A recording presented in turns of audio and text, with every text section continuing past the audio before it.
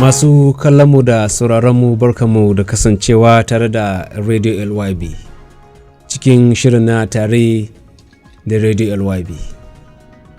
Radio LYB kukan kama mu ne kai tsaye a duk da kuke a faɗin duniya a www.radiolyb.com.ng. Sunana Abdulrahman Bala Katsinawa, ina yi marabtar ku a duk da kuke, barkanmu da kasancewa cikin wani sabon shiri a yau. Kamar kullum da yadda muke kawo muku baƙi masana kan wasu harkoki na fajojin rayuwa, a yau ma muna tare da injiniya Abdulrashid Abubakar, MD na Aspar Solar Tech, wanda suke gabatar da ayyukansu kan ƙwarewa da nutsuwa kan hasken nan da ke amfani da wato wuta mai amfani da hasken rana da ake cewa sola. Za dai ku ji cikakken bayani daga bakon namu.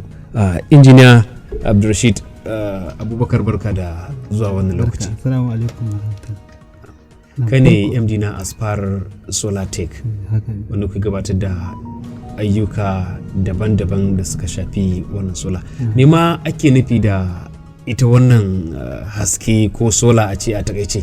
To ita abin da ake nufi da sola kama a ce electricity ne from sun. So ka san shi hasken rana yakan zo ne, akwai abin da ake cewa panel wanda ake sakawa a saman gidajen mutane, saman kwanuka haka, saman kwano. So idan ranar ta haska, ita wannan cell din, wannan panel din zai converting din sun din, sunlight din into electricity, hasken rana into electricity. So yanzu an asa batir sai ya ringa cajin batir through charge controller da abubuwa haka.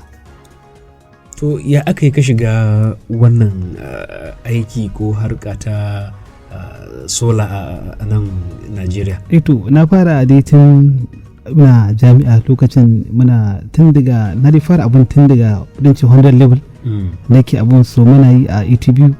Akwai kwas da muka yi kwas ne a 400 level.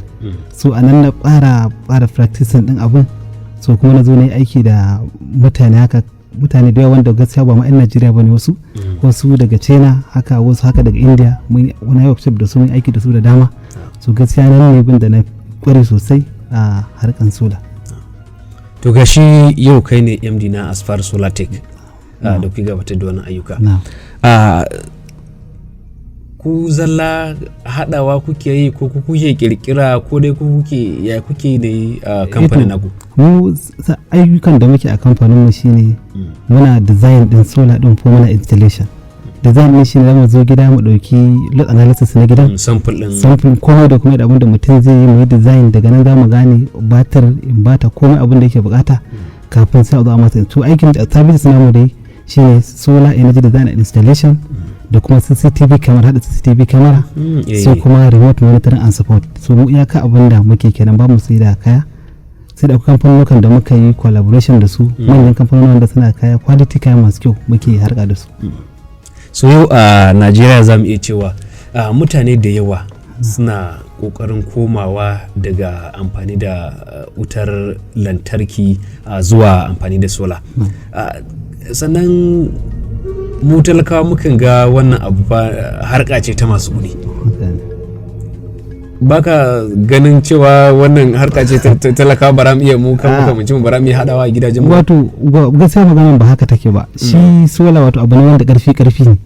Wani zai iya yin solan da aka yi na miliyan 10, wani miliyan 5, wani har akan zo ƙasa. Wani da ka ga ɗan 150 ɗin shi, wani 200,000, 300,000 haka, ya danganci yanayin abin da mutum yake so ya kunna. Wanda ga ɗan haske kawai yake so a gida, ya kalli haske idan ya cajin waya, to ba za ka ɗashi da wani lokacin da kunna fridge da kunna fankoki irin masu AC fan masu jan wuta sosai ba. To shi ne gaskiya magana kenan. Misali ga magari talakawa kamar mu masu ɗan ɗakuna 1, 2 zuwa 3 a gidajenmu, akalla mutum kan kashe adadi nawa kafin ya mallaki shi?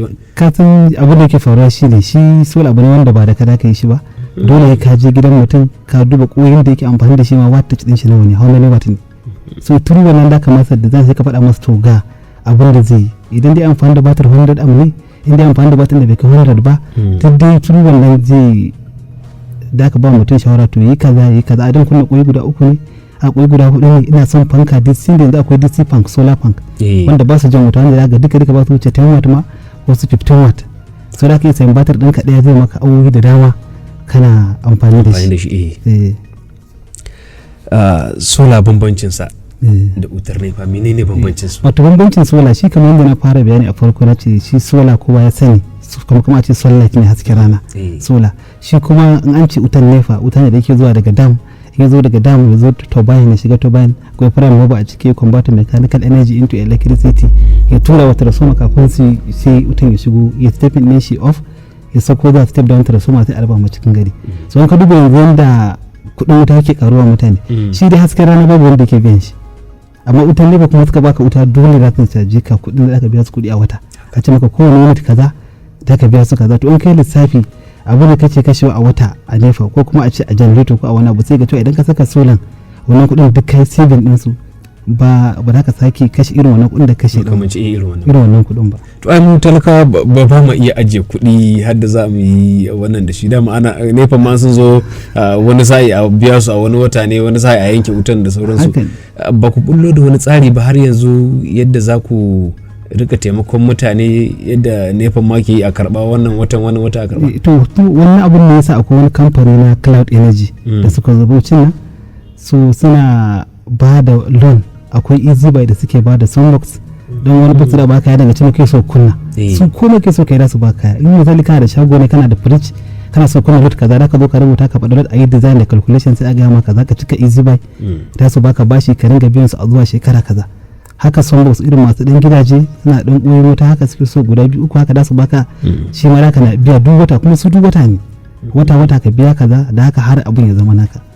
To MD Engineer Abdulrashid Abubakar, kai ne MD na Aspar.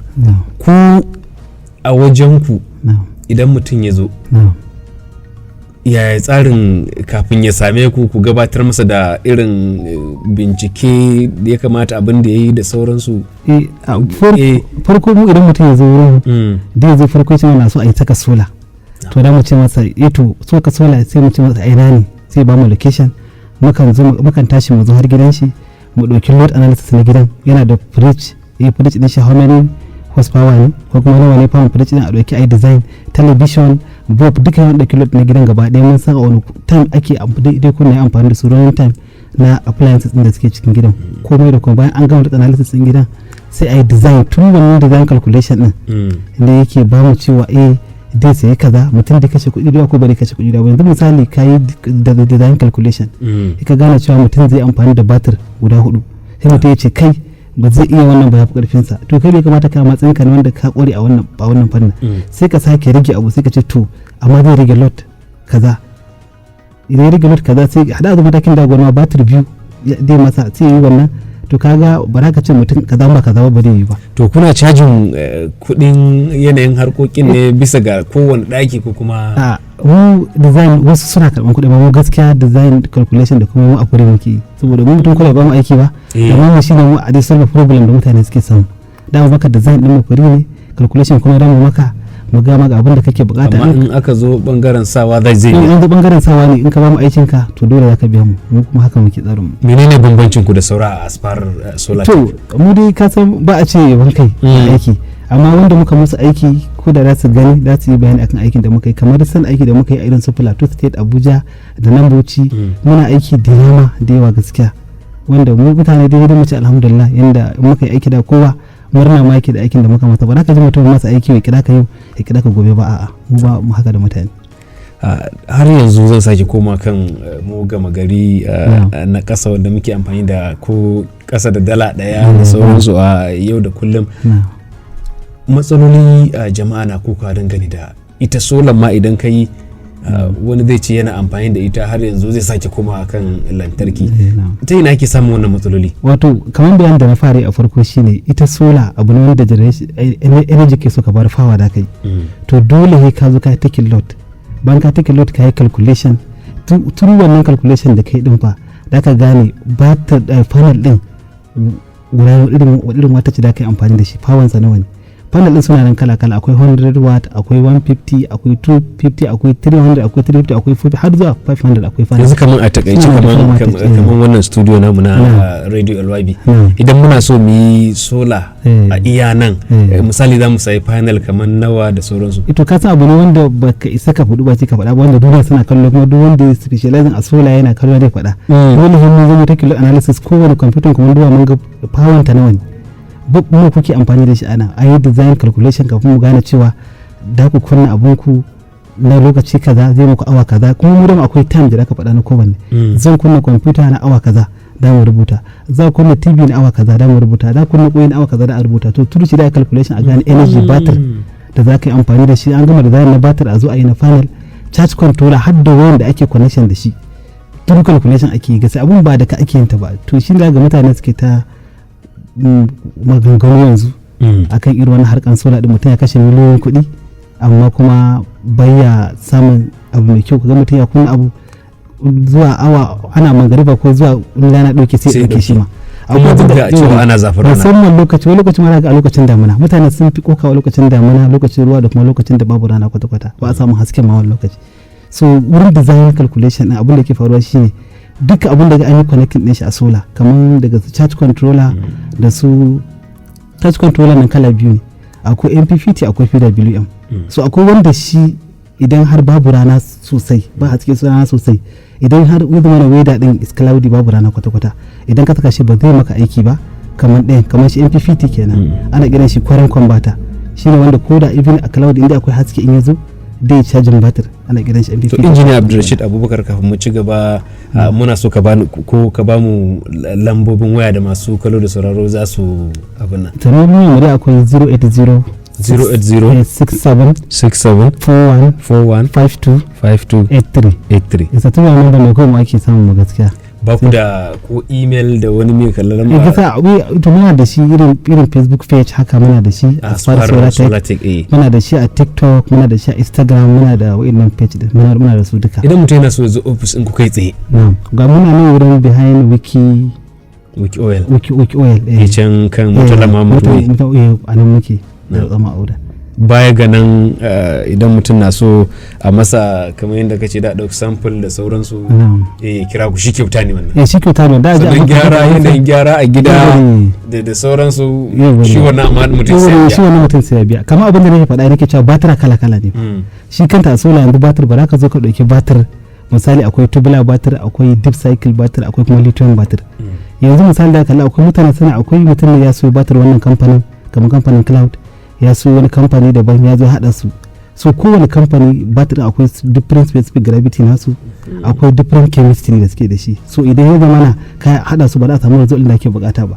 So kowane batir akwai. To masu kallo da sauraro muna tattaunawa ne tare da injiniya Abdulrashid Abubakar, MD na Aspar Solatech, da suke gabatar da ayyukansu kan yanayin wannan tsari da aka bullo da shi ko ake amfani da shi na zamani, wato wutar sola. Nan gaba kaɗan ko mako mai zuwa za mu ci gaba da wannan tattaunawa. A madadin dukkan ma'aikatan Radio LYB da ma wanda ya ɗauka min hoto, za ku kama mu domin jin wannan shiri kai tsaye a www.radiolyb.com.ng. sunana Abdulrahman Bala Katsinawa, MD Aspar Sola. Muna godiya sosai. Assalamu alaikum.